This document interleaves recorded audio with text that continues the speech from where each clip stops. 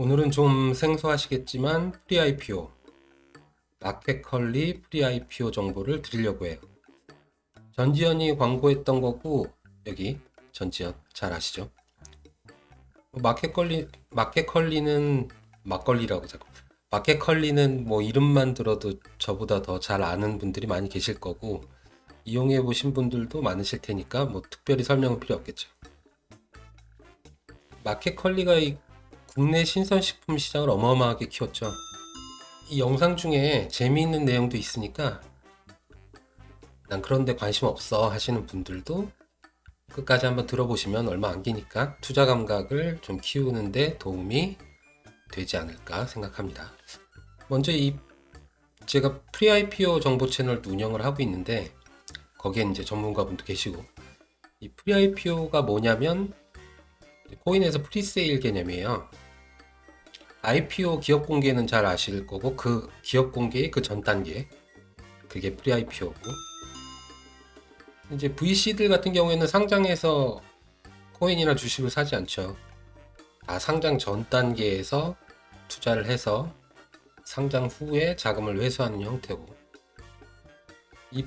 그런데 이제 문제는 프리-IPO의 경우는 개인들이 접근하려고 해도 접근이 쉽지 않고 정보도 없다는 게 참 단점이죠.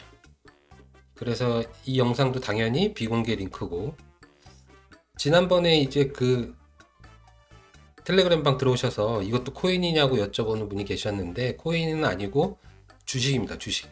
마켓컬리의 주식. 저는 원래 주식 하던 사람이니까 자산을 좀 나눠서 투자 포트폴리오를 구성하시는 게 좋아요. 그래야지 이제 좀 한쪽이 좀 안 좋을 때, 힘들 때 또 다른 쪽에서 받쳐주고 하니까. 일단 이번에는 이렇게 영상으로까지 소개드리는 거는, 마켓컬리는 뭐 워낙 유명해서 잘 아시고, 마켓컬리 장점은 이미 여기 보시다시피 이미 미국의 상장 행보가 본격화되어 있다. 골드만삭스, 모건 스탠리, JP 모건을 주간 사단으로 이미 선정을 해놨기 때문에 상장이 이미 가시화된 거죠. 그래서 크게 이제 가격적으로 한 2, 3년 전에 투자한 장외에서 투자한 기업보다 가격 메리트는 없지만, 그래도 상장이 가시화되었기 때문에 자금 회수 시기가 상당히 빠를 수 있다는 거. 올해 내에도 가능할 수 있는 거죠. 그리고 이제 마켓컬리 측에서는 이렇게 해외 미국에도 상장을 추진하지만 조건을 비교해보고 국내 상장이 더 조건이 좋다, 낫다 하면은 국내 상장까지 검토하고 있다. 투트랙으로 검토하고 있다는 기사가 나왔었고, 이 프리-IPO 저희가 진행하는데 마켓컬리는 다음 주 초쯤에 선착순 청약으로 진행될 것 같고, 예전에 야나두는 선착순 했었을 때 금방 마감됐었으니까 최근에 이제 경쟁 청약으로 진행했던 것도 있고, 그거는 진행할 때 경쟁률이 한 4대1 정도 나왔었으니까 참여가 좀 쉽지 않을 수도 있긴 한데, 어쨌든 뭐 이런 것도 있다라는 걸 알아두시면 좋죠.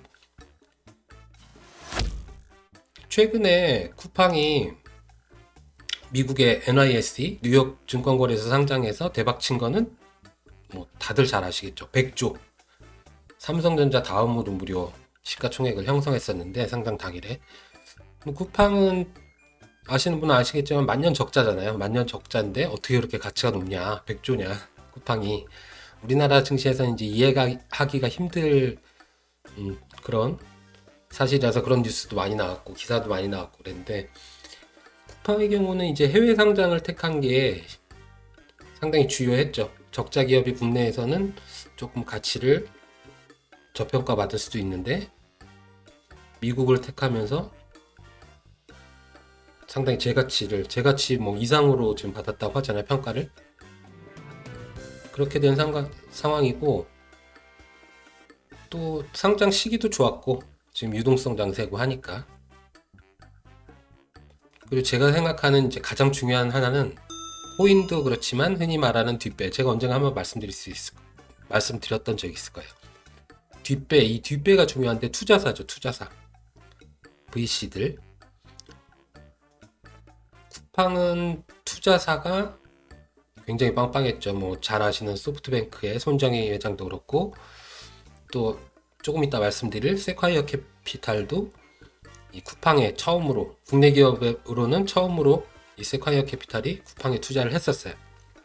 어쨌든 쿠팡 그 뉴욕볼에서 상장한 날 저는 첫날 쭉 지켜봤는데 상장 첫날에 한국인들이 많이 구매했어요.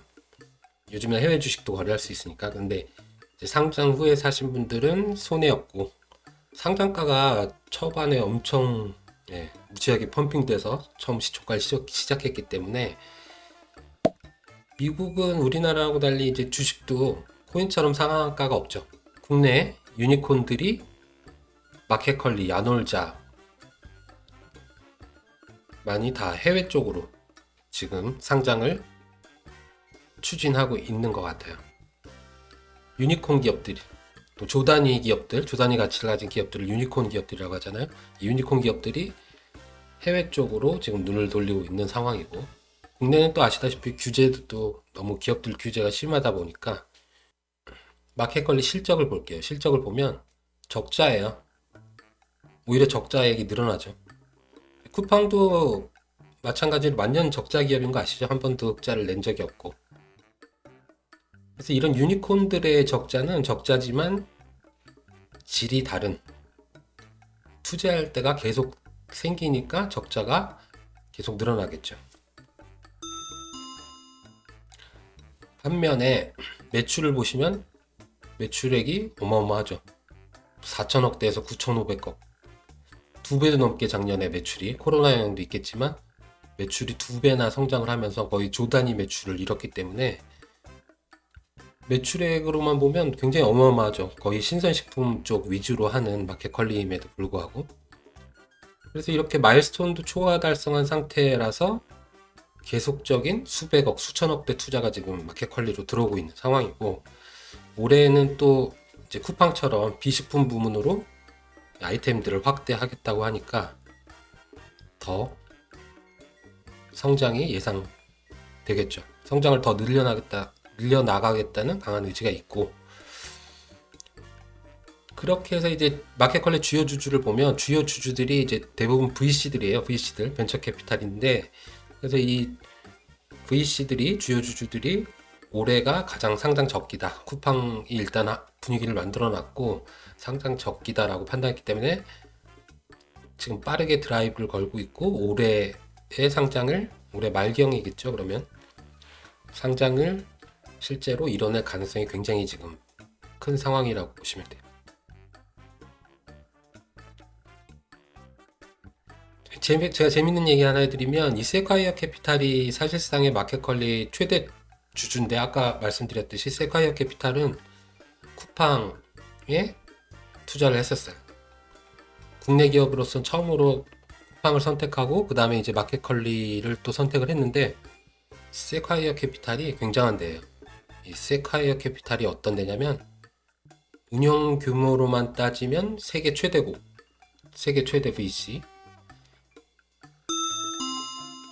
그냥 돈만 많은 회사냐 그런 게 아니라 1975년도에 구멍가게 조그만 회사던 애플에 투자한 VC로 유명하죠. 보통은 이제 그냥 자금만 지원하는 VC하고는 달리 이 투자한 회사에 자신들이 보유한 막 법무라던가 회계라는 그 최상의 팀을 함께 지원하는 걸로 유명한 VC고, 성공 케이스들이 너무 많아요. 그 세콰이어가 어떤 데냐면, 스탠퍼드 대학교 다니는 박사과정 밟고 있는 학생들한테 투자 그 설명을 듣고 1200억을 투자하기로 결정을 해요. 그래서 1차로 300억을 쥐어주면서 니네 하고 싶은 대로 다 해 라고 했는데, 그 학생 2명이 만든 회사가 나중에 여러분이 잘 아시는 구글이 됐죠.